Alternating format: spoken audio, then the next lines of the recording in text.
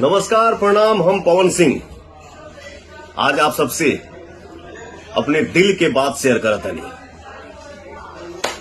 कौन कहता है आसमान में सुराख नहीं हो सकता। एक पत्थर तो तबीयत से उछालो यारो। हमारे बड़े भैया भारतीय जनता पार्टी के राष्ट्रीय प्रवक्ता और पूर्व केंद्रीय मंत्री सैयद शहनवाज हुसैन जी ने जब से बिहार के उद्योग मंत्री पद की जिम्मेदारी को संभाले हैं, तब से बिहार में उद्योग की एक अलग ही चर्चा है।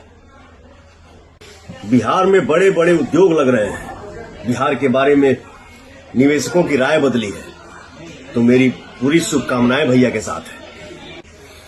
हमारे मुख्यमंत्री श्री नीतीश कुमार जी के नेतृत्व में बिहार में उद्योग लगाने वालों को रेड कारपेट वेलकम मिल रहा है और मिलता रहेगा। जय बिहार, जय हिंद, जय भारत।